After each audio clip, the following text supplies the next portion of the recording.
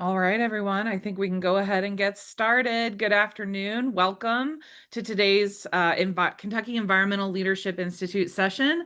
I'm Emily Tolliver, Communications and Outreach Strategist with KRC, and I'm so glad that you could join us today.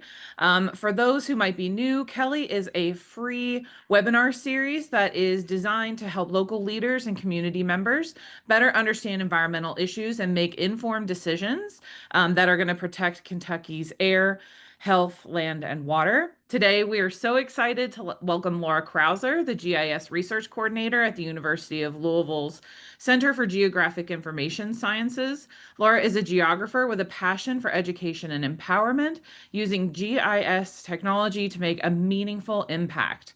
Her work spans everything from agricultural land use to environmental management to public health and social justice, bringing a unique perspective on how mapping tools can drive real-world change. So please join me in welcoming Laura. And again, we will have a Q&A at the end. So if you want, feel free to post your questions in the chat, and we will get to as many as we can at the end of the session. So with that, let's welcome Laura. Thank you so much, Laura.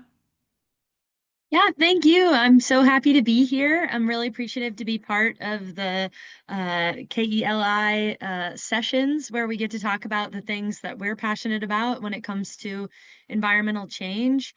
And for me, that's mapping and mapping technologies. So I'll give you a bit of an overview of what we'll be talking about. I'll introduce myself a little bit more fully and then introduce the Center for GIS at the University of Louisville. I'll also be posing a question to you. So be thinking about what mapping the world means to you and what kinds of things come up for you when you hear that phrase. Feel free to go ahead and put that in the chat. Then we'll talk about understanding and taking apart geospatial technologies. What are the components? How do they work? And then how do they come together to apply to real world problems using examples from across the world, but also right here, and how geospatial tools can give us new insights into how our own city operates in Louisville. I'm speaking specifically to Louisville, but I understand that we are Kentucky-wide, so I'm grateful for the Kentucky-wide audience like Lee and Laura. So thank you for joining from far away. And then we can wrap it up with some questions, comments, and any thoughts that you all have. So as my introduction stated, I'm the GIS Research Coordinator at the University of Louisville's Center for GIS. I was brought up in Louisville and always had a bit of an inkling for the outdoors. I spent a lot of time hiking with my dad and spending time kind of appreciating the natural world. And as I grew older, I became more aware of the kinds of problems that our natural world faces due to the ways in which human society has interacted with it over time. So as I meandered through college studying history and art, I landed in the geography department at U of L and found this really beautiful crux of human environment interaction and issues. And they can't get rid of me. So I studied there for my master's degree and started as the GIS Research Coordinator almost 5 years ago. But I have about 10 years of experience in GIS and other mapping technologies. And there I teach GIS courses, I lead and support research projects, and I provide technical support to the campus. And that's really what the Center for GIS does. We're a small but mighty team. There are two of us who provide geospatial expertise to different sectors of the university, whether they be the medical school or humanities, or even Department of Environmental Health and Services. So we're not just this static or academic entity, even though we do teach GIS courses. We are also kind of boots on the ground, working on research collaborations that span all of those different topics using data-driven tools. We also engage with our community. We build partnerships with schools and nonprofits, and we work and have worked closely with entities like the Louisville Metro government to create public-facing tools that help us understand, wrangle, and use geospatial data. We also make sure that GIS tools are available to the greater U of L community. So we're the hub for geospatial problem solving at the university and beyond in Louisville. So I mentioned this question when I was giving my introduction. When you hear mapping our world, what's the first thing that comes to mind? You can drop it in the chat and we can kind of brainstorm together what mapping really means. So it looks like someone has dropped in the chat, mapping our world means making sense of how everything connects, people, places, and changes over time. Yes, you've hit every component of that, uh, of this geospatial science, right? If we're looking at people and how they interact with places and how those interactions change over time. Cross-boundary issues and how they affect us locally in relation to others. Yes, so this emphasis on relationship and space. And that's exactly what we do in geography, which is where geospatial technologies emerged. Any other thoughts on what mapping our world means to you?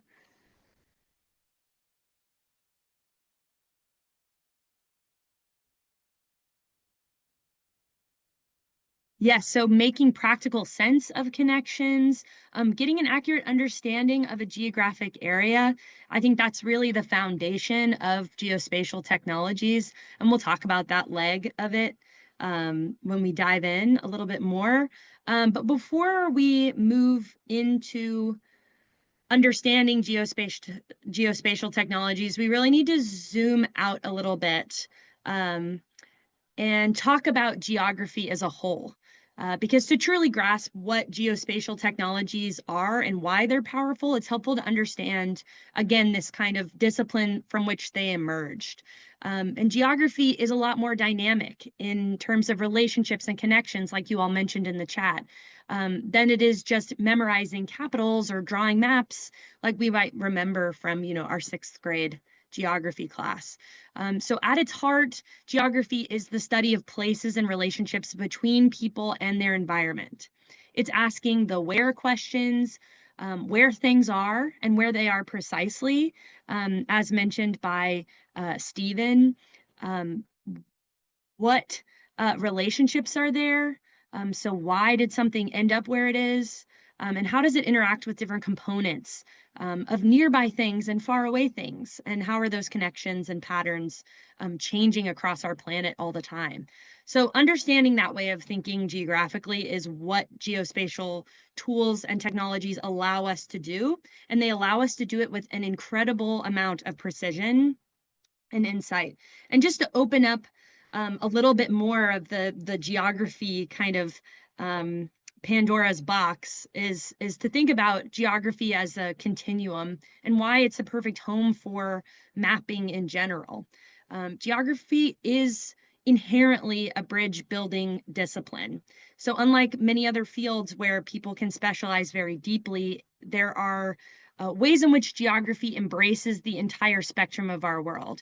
And so while we do have people in the geography department at U of L, for instance, who can zero in on a specific topic like the San Andreas fault line at depth, looking at micro rock structures and minerals that have been deposited over millions of years, we also have people looking at the history of civilizations along the Klamath River in Oregon. How have people moved up and down that river and used resources? So while someone might be at the microscope looking at, again, these minerals and their structures and their relationships, we also have someone in the basement of the library looking through archives, historical newspaper clippings, historical maps. So all of those folks belong in the same place because they are all asking that question of where things happen and how where things happen are connected to other phenomena.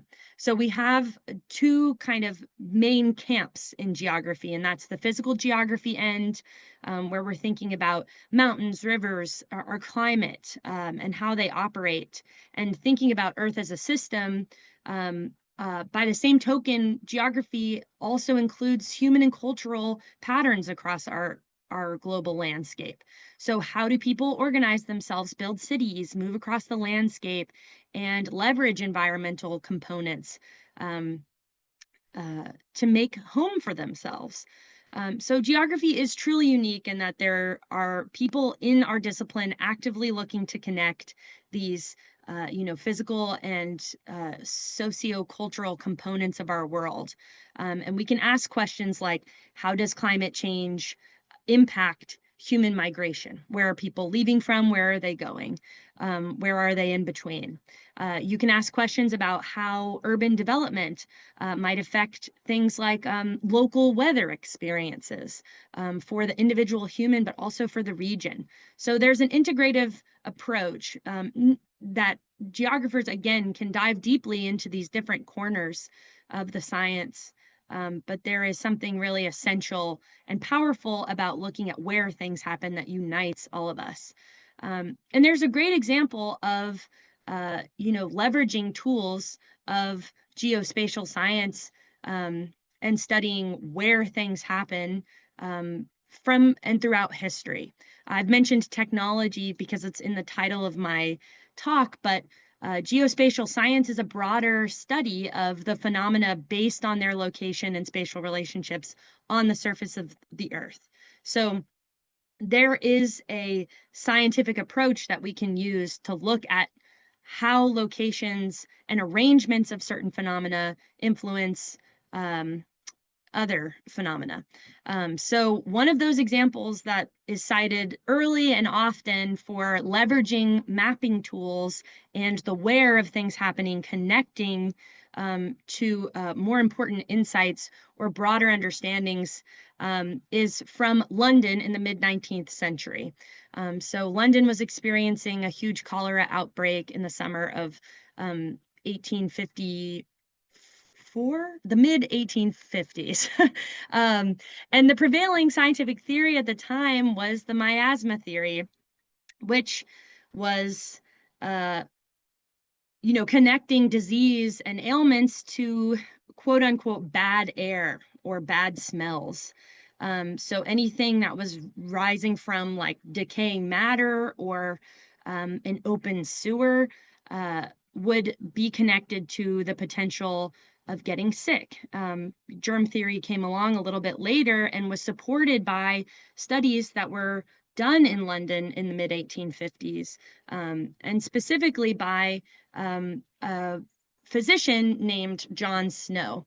So this is a map. It might be a little bit hard to decipher depending on what kind of screen you're viewing this from.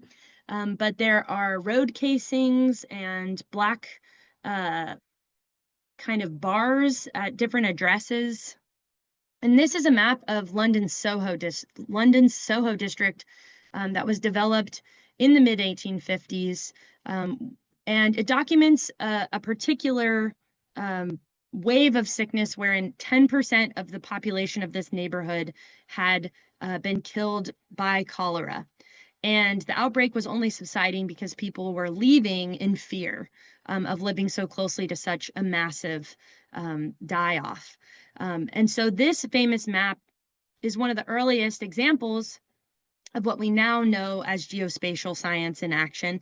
And Snow worked with a cartographer to plot precise points of every single cholera death in the Soho neighborhood.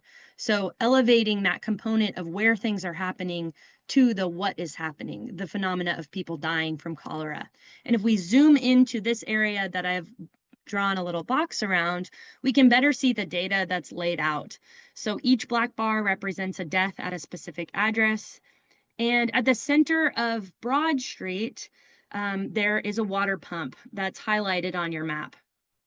And by seeing the data laid out geographically, this pattern emerged that completely contradicted this kind of prevailing bad air theory that people rested on, the miasma theory. So you can see the dots representing deaths are not just scattered randomly across the neighborhood. They're clustered pretty intensely around this specific point. And this methodological map-based approach used the visualization of data to identify the source of the cholera outbreak, which was the water pump that folks were using. So it was building on scientific theory that transmission of disease was not happening through stinky smells, of which there were plenty in the mid 1850s London, but rather that water was uh, the conduit through which people were getting sick. And so there's some historical debate about the mitigation of this disease during this time. And I've linked this image to a blog that if you're curious about this particular map, you can learn a little bit more about. But there's lore that, you know, if you built a map in real time of people dying, that you could take the handle off of a water pump and keep people from using that pump that's been contaminated, which could, in theory, you know, keep other folks from dying. There's more evidence that this was built in retrospect, and that unfortunately it wasn't able to interrupt the contagion, or the source of the using of the source of the contagion. But it's a really well-crafted spatial argument that gets cited throughout geography as a way to elevate, or as a way that exemplifies that if we elevate the spatial component of any phenomena, we're going to build our understanding. And at this time, it was really painstaking work to document individual deaths and perform interviews on what water pump folks were using to get their water from. And we have, you know, fast forward 100 years, still have this fundamental principle that has allowed us to build on it with technology. So again, much has changed in the last 100 years. Humans from across the world and across different cultures are working on building out geospatial technology. And kind of what is geospatial technology? It's really about three major things. GPS and GNSS, which is the Global Navigation Satellite System. GIS, which is a term that we can break down a little bit further, and remote sensing. So I'll touch more heavily on GIS and remote sensing, but I think one of the early comments on what mapping the world was Stephen saying getting accurate understanding of geographic area. And GPS technology has allowed us to do that. So it's a system of satellites that sends signals down to Earth, allowing some kind of user component, be that your phone, your car's navigation, or some other kind of specialized GPS device, and pinpoint an exact location on Earth. You might also hear about other GPS satellites. We really use a constellation of satellites launched from all over the world. So countries like Russia, Europe has a European Space Agency that's akin to our NASA. And China all throw up satellites that help us understand this global network of positions that allow us to accurately know where we are. Anywhere on Earth, within, for some devices, the accuracy can be very high. Sometimes on our phone, it looks like we're across the street or something. Those are all errors associated with this big process that's happening. So if you want to learn more about GPS and technology, I highly recommend you look it up. It's very cool, the ways in which we have engineered precise location on the planet. But this talk is going to focus on GIS and remote sensing for the most part, and environmental monitoring. So how do we actually use location information once we know where we are on the planet? How do we gather information about where we are and turn it into actionable insights about our planet? So GIS is the Geographic Information Systems or Sciences that allows us to organize and layer data and look at spatial patterns. And then we'll talk also briefly about remote sensing, which is exactly what it says. We're remotely taking information about something we're physically not touching. So rather than, you know, taking a sample in some sciences directly from the soil, for instance, remote sensing is zooming out and using things like satellites, sensors, and drones from a distance to give us a perspective on the planet or some part of the planet. So together, all of these components make up geospatial technology and give us an opportunity to monitor our planet with incredible precision and a kind of constant stream of data that we can visualize.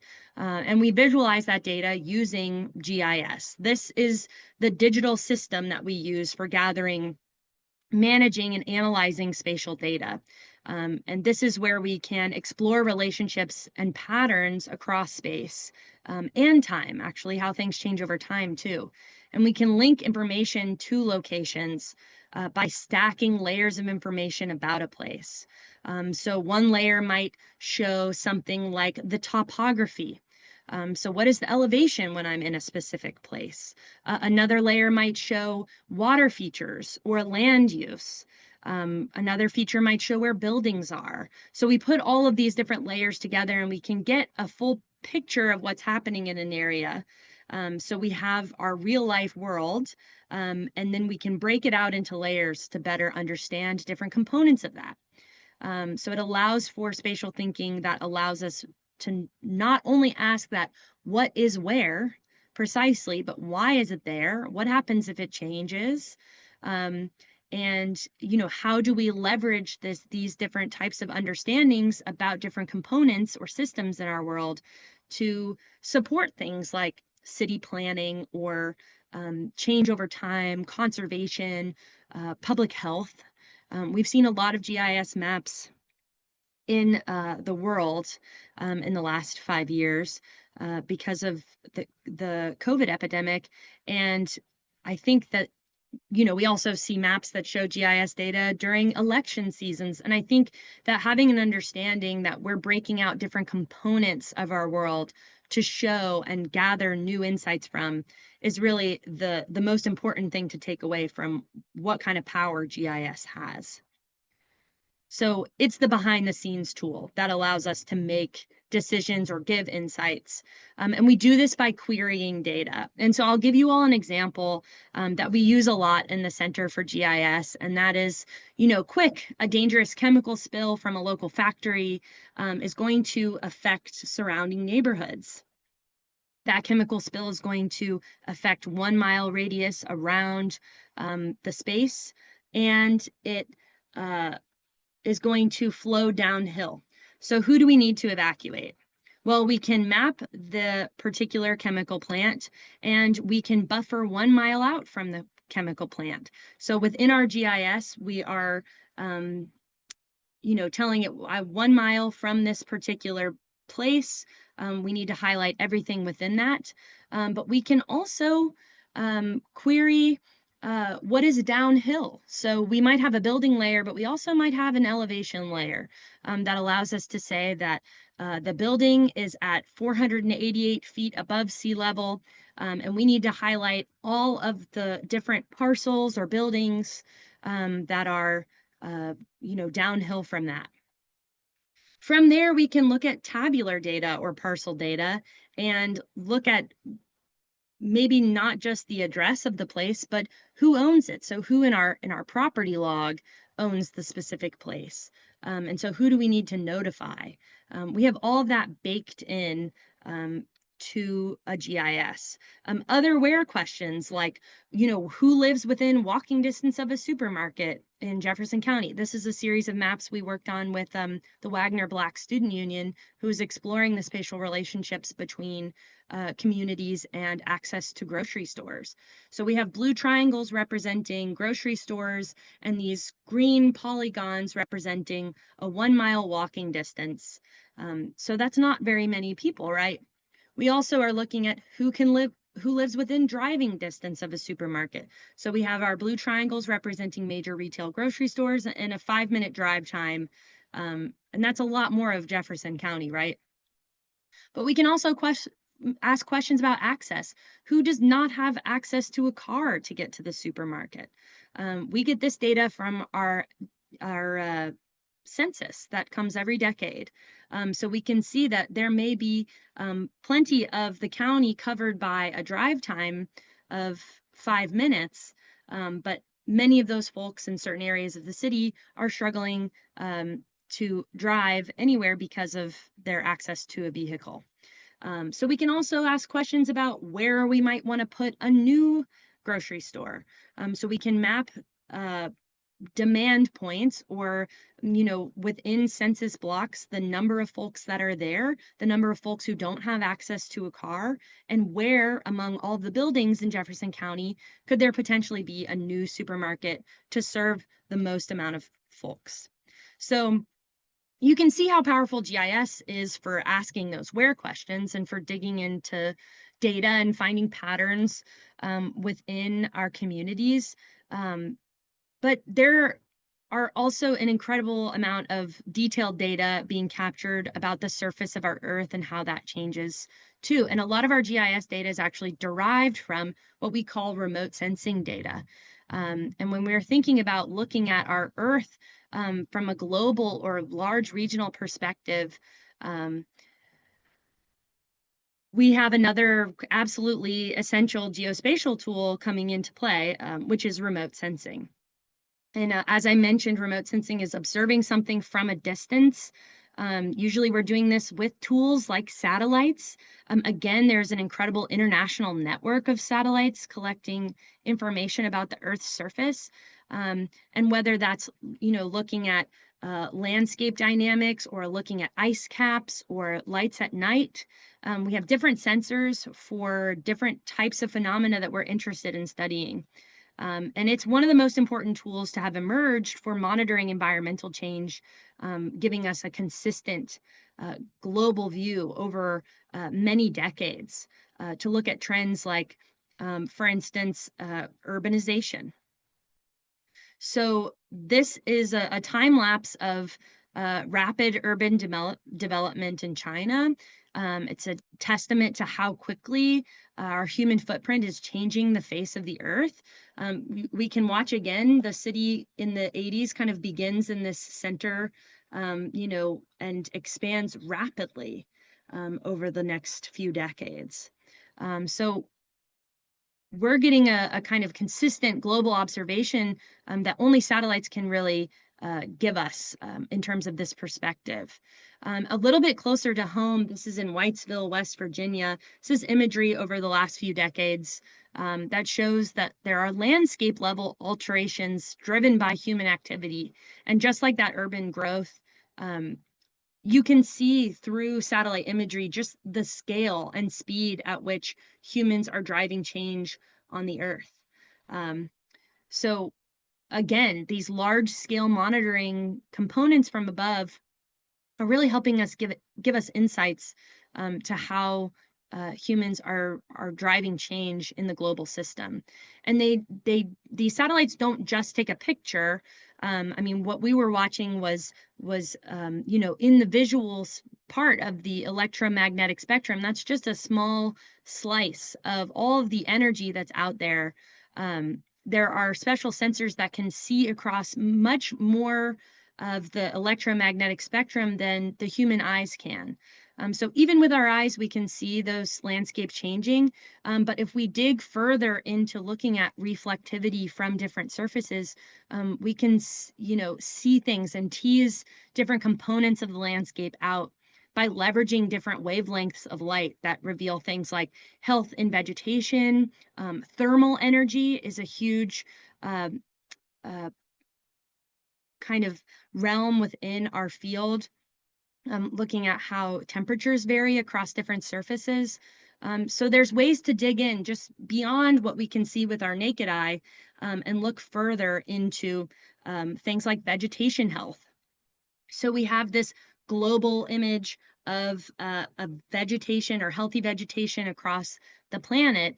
And this is because we are using sensors that look at different portions that our plants interact with in different ways than what we can see. So green on plants looks green to our eyes because it's reflecting green light and absorbing red and blue light. But there's something special about healthy plants is that they're reflecting light in other portions of the electromagnetic spectrum, like in the near infrared. So this is a part of light that is beyond what we can see with our eyes, but we know that healthy plant cells are reflecting that light, and we can leverage that in our labs to distinguish healthy and unhealthy vegetation and better zero in on where healthy vegetation is. This is really helpful for understanding not just our kind of global perspective on environmental change, but also zooming in as we look at vegetation that is more specific to our scenarios. So I think of farmers and how they leverage, looking at their fields and the health of their vegetation. And one of the ways that we do that when we need a different perspective that gets much closer to the ground or much more specific to an application that we want or need, we have satellites for this wide angle, giving us regional and sometimes very fine scale or sometimes very, specific imagery. But we also have drones for super high resolution, close up perspectives that we can deploy kind of, at our specific application. These satellites, these drones can also include sensors that pick up on some of those pieces of the electromagnetic spectrum that we can't see, but that give us information, in the processing realm of what's happening. So what's happening specifically right here, right now, we can leverage drones to understand that. This is a comparison of how drones have become a part of the geospatial toolkit. They're easy to deploy. They capture very precise data. So anything needed in ultra high resolution, or if you're creating a three-dimensional model, which you can do with drones, you can leverage that kind of fine scale data that comes either in time or in space, right? We want a picture of right here, right now. And this gives us an example that with drone imagery, we don't just see a cluster of trees like we might in satellite imagery, but we can see individual trees, tree crowns. And so that kind of spatial granularity is one of the benefits of deploying drones over or using it in tandem with satellite imagery. So those are the pillars of our geospatial technology. We have GPS helping us decide where precisely something is on the Earth, so that we can understand its relationship. We have talked about GIS and how we organize, analyze, and layer that data, and remote sensing, so that monitoring of the visible and the invisible parts of our world from a distance. So there are concrete ways that all of these different tools are being leveraged, combined and leveraged in many cases. And a common one is in social or demographic mapping. I've given a couple of examples already, but where are people and what are they like? We can ask questions about environmental hazards like access to fresh food, disproportionately impacting different social groups. And one of the tools I'll mention is the My Community Explorer. This is deployed by the Census Bureau, and it gives you an opportunity to explore things like household number, population, income, and things like social vulnerability. So combining these different pieces of data, which I'll talk about in a little bit. This is an example from the Air Justice Louisville. It's an interactive map that the Center for GIS developed that looks at proximity to polluters in the Louisville area, using different data sets to kind of pull together perspective on where people are, who they are, and what they're disproportionately exposed to. I've given, several examples of physical and environmental mapping, and some common applications for that is looking at land cover change over time, tracking habitats, looking at natural vulnerability and climate change. Here's an example of live bird migrations. These are models built with all kinds of GIS data layered in from all different species. and this was built by the Cornell Bird Lab. We can understand our proximity and risk with landslides or other environmental hazards. Again, we can look at a global perspective on things like sea ice loss, which fluctuates, right? We have this summer perspective on our polar ice caps. But we can also see that over time, this summer average minimum has diminished even further.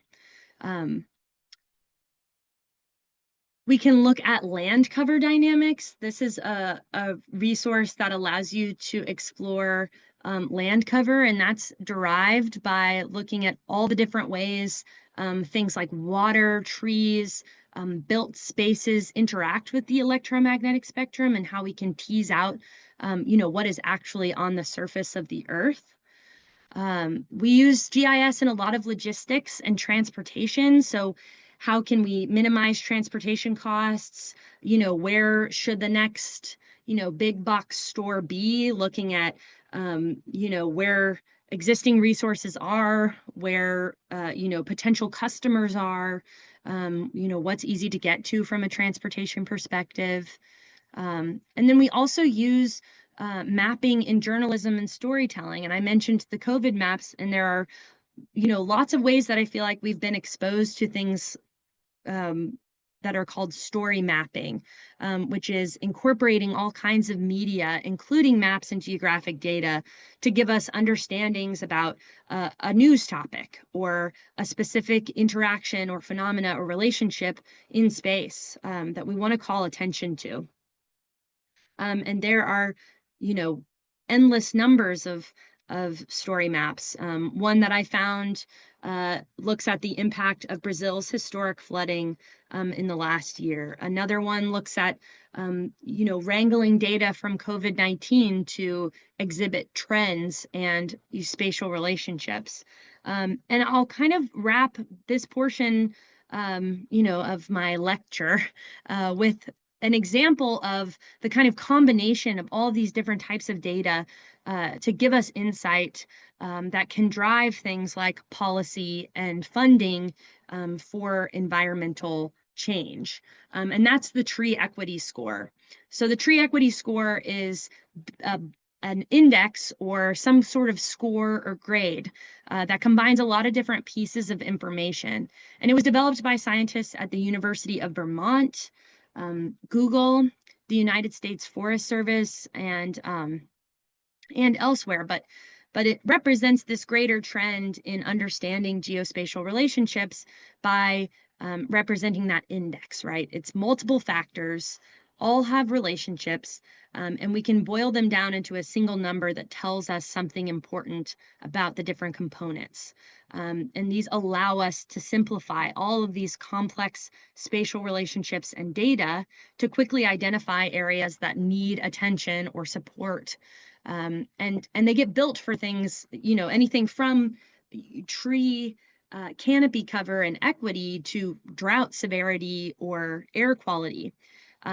So this is a really compelling example of where we're getting an application of the combination of data. And trees are, important for many reasons, right? But these researchers are asking, are trees distributed fairly across neighborhoods? And because we know trees are not just beautiful or shade giving, they also are vital infrastructure for keeping our air clean and for managing stormwater, and even to boost things like our health outcomes.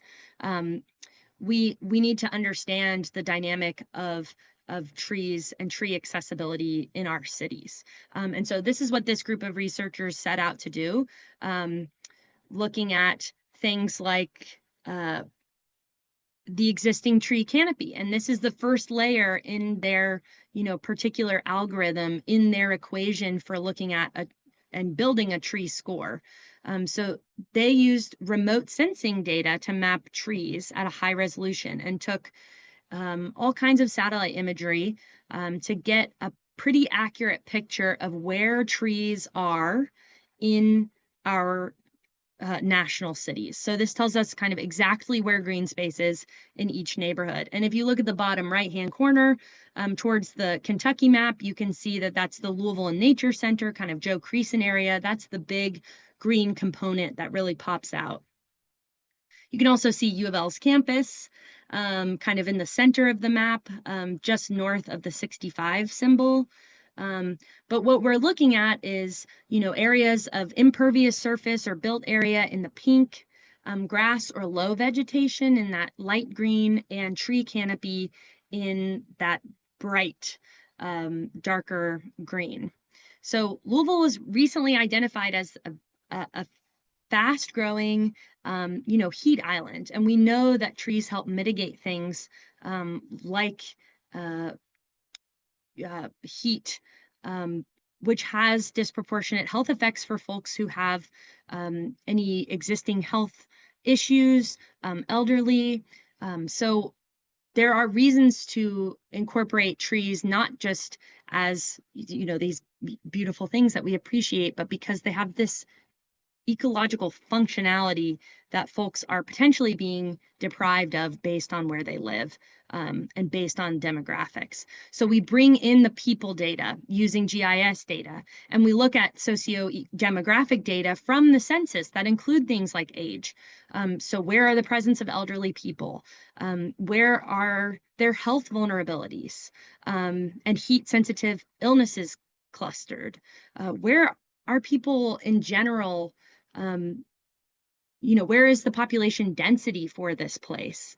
What are the income levels?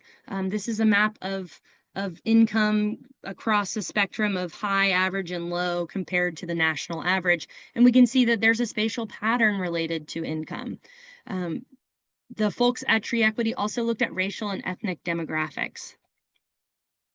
So baking all of those components together, we finally, or the researchers finally, have a GIS that calculates equity or access to tree canopy with all of those data layered in. And it looks for disparities. So where is tree canopy low? And in those low canopy areas, what are the populations like? And have they been historically underserved? So a low score means that neighborhoods have too few trees and too many vulnerable people. And this can indicate for all kinds of organizations in American cities a need for more trees to be planted, for tree canopy to be protected and covered relative to the population's need. So I went ahead and chose a specific census tract or a census block group in Louisville. You can see it in that purple circle. It's highlighted in West Louisville. And you can see that the tree equity score is quite low in general and low in comparison to the rest of the Louisville block groups. We can see all the different score indicators. So we can see that there is a heat disparity and people living in poverty with a health burden. So health outcomes that are related or negative health outcomes, which are part of this vulnerability component that's being considered when the score is being derived. And we can do that we can look at any of the census block groups in the Louisville area and get more information about the data that backs that up. The tree equity score goes on to give not just interesting maps, but other kinds of data visualization. So you can see that the tree equity score, 77% of people in poverty in Louisville are likely to have a low tree equity score.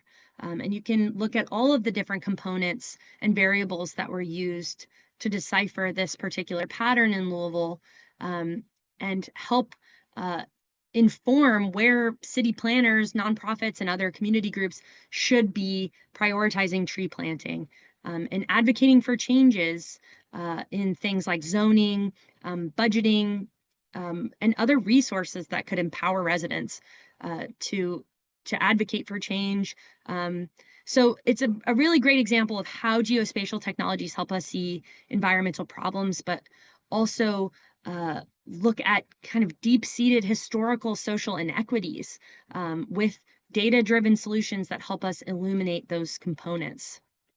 So the truth is, it's really challenging to talk about geospatial technology in 45 minutes, because there are infinite ways to leverage GIS and incredible geospatial tools every single day all around the world, to get insights and to shed light on complex environmental problems and other problems in our world.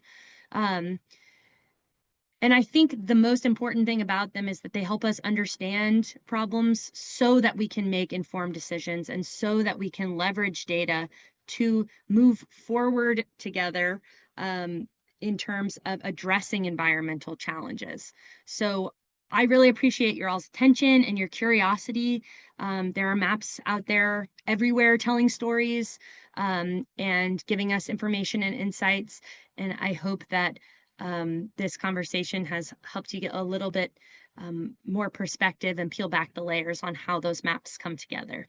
So I really appreciate y'all, and I'm happy to talk further. Awesome. Thank you so much, Laura, for sharing your expertise with us today and showing Absolutely. us how all these tools can make a real difference in our communities. Like she said, we would like to open it up for some questions now. If you have something you'd like to ask, please feel free to drop it in the chat or to unmute yourself, and we will answer as many questions as we can.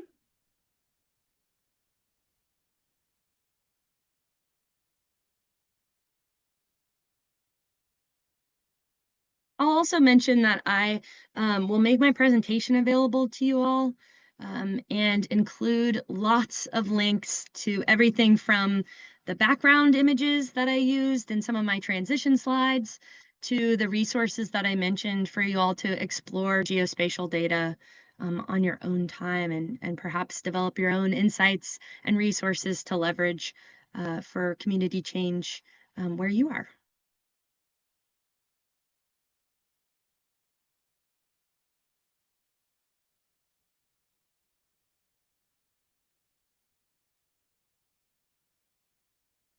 I see there's been some love for the Center for GIS at U of L, which I really appreciate in the chat.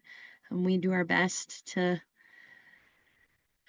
impact not just the community, but the all the students that come through, and work collaboratively with all curious folks about geospatial data. So thanks for that.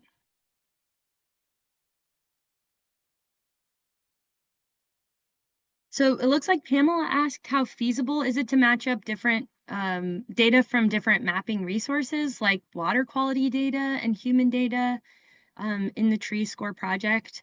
That takes a little bit more geospatial expertise, but it absolutely is happening. Folks are looking at dynamic components of our environment like air, like water, that change frequently but have patterns that show up over time in terms of equity and exposure, with who is being disproportionately exposed over time. It's not something that that I think could be easily done in an internet interface, but there are researchers who are out there doing that kind of work.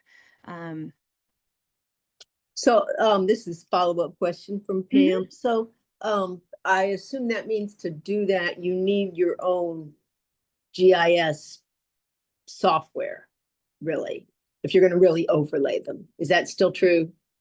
Yes, I think Okay. so. Unless anybody in the chat or anybody in the group knows of any resources of that specifically, nothing is coming to the mind immediately, but it is possible, and researchers are doing it. It just may be more challenging as a layperson in the GIS world. But there are so many tools, so many free open source tools. I mean, the internet is an amazing, terrifying, terrible, wonderful place, and has all kinds of resources for teaching yourself GIS skills, or even just interacting in those kind of web applications that I featured in the conversation. Ed asked if we are providing studies to the Metro Council Sustainability Group, and we have worked with Metro Council on different initiatives. I don't know that we have any active projects going on right now with Metro Council, but we've had different members approach us for maps of their particular districts, highlighting data that they're curious about for their constituents. And that kind of spun up into a greater project called Air Justice Louisville, looking at disproportionate effects of air pollution, which is a big issue in Louisville. We've also worked with Metro Louisville government on their priority climate action plan. So developing maps and resources, data visualizations for understanding where folks are, where folks in Louisville might be interested or prioritizing certain sustainable solutions for the city. Dan mentioned, good to see you, Dan, that the answer to can GIS do this is always yes, given the data and the time.